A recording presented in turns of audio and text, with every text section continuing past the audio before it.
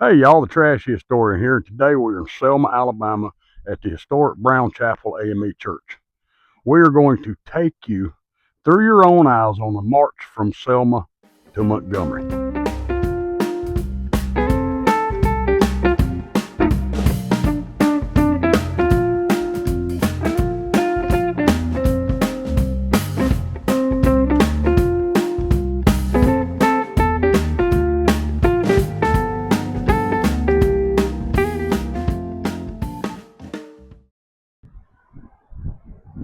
On March the 21st, the protesters, actually coming from Brown Chapel AME, finally got to cross this bridge for the third time. Now, the second time happened on March the 9th, when Dr. Martin Luther King Jr. actually came to the bridge, stopped, and had moments of prayer. Now, the Alabama State Troopers were here just as they were March the 7th on Bloody Sunday. But on March the 9th, they had already talked to the administration of Lyndon B. Johnson and discussed some things. They turned around, they stopped, prayed, and that became known as Turnaround Tuesday. But on March 21st, on the third attempt, they finally got to cross the Edmund Pettus Bridge. Come on, y'all, let's go to Montgomery.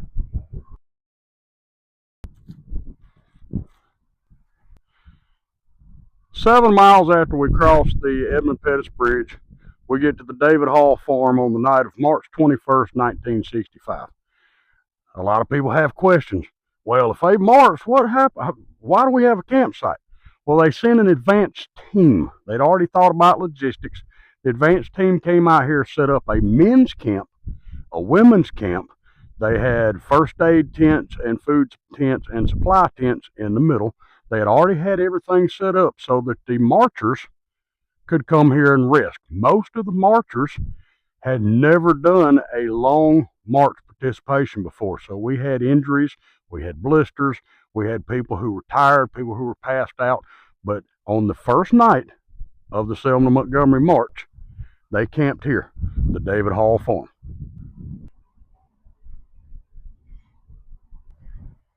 We're at campsite number 2, March 22nd.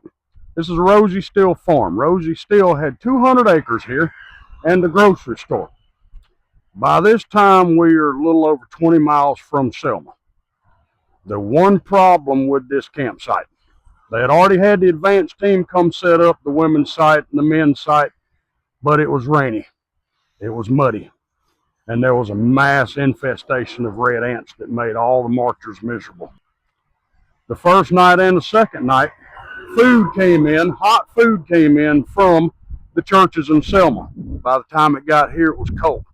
So the rain, the coolness made all of the protesters miserable. But the next day, they donned trash bags, tried to cover themselves with cardboard, and head right on up US Highway 80 to Montgomery.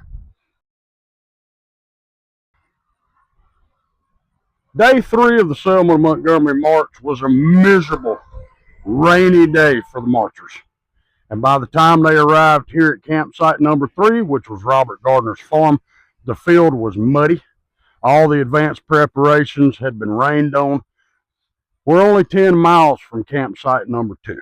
But they did get a hot meal that afternoon, that evening.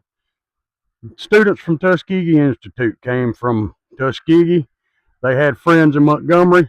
They made them hot food, brought it out here to campsite number 3.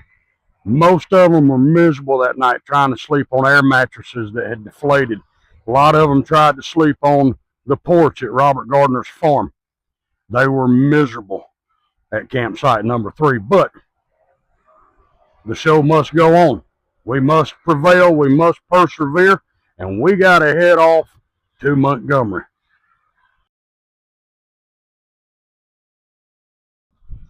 Behind me is the city of St. Jude, founded in 1934 here on Fairview Avenue in Montgomery, Alabama. Now, March 24th, the final leg of the march from Selma to Montgomery. The final stop before we get to the Alabama State Capitol to address Governor George Wallace. The rain finally ended. There was light drizzle in the air.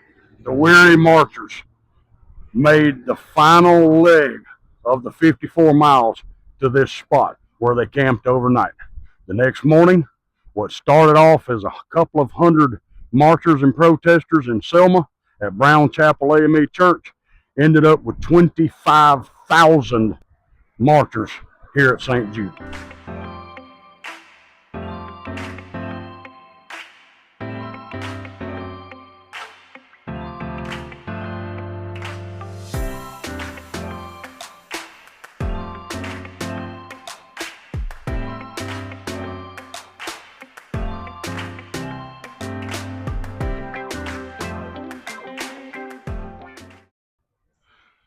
On March 25th, 25,000 marchers made it to the Capitol.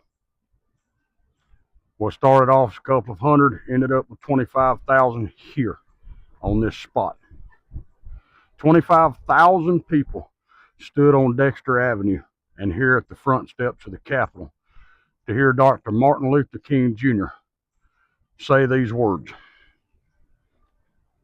They told us we wouldn't get here, and there were those who said that we would get here only over their dead bodies.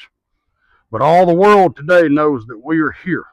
We are standing before the forces of power in the state of Alabama saying, we ain't gonna let nobody turn us around.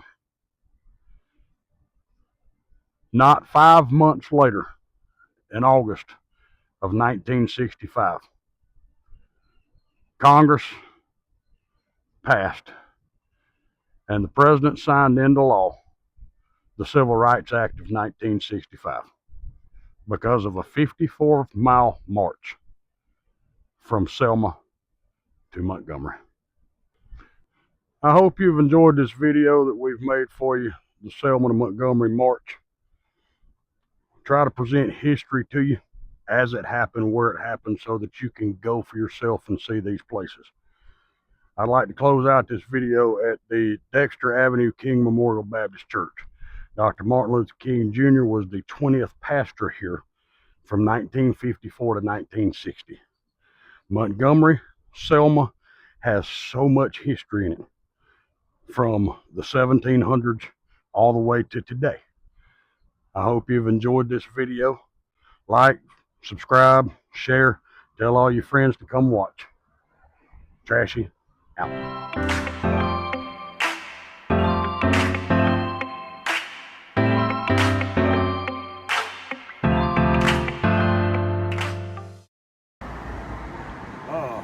Folks, no kidding, we almost actually had to march from Selma to Montgomery.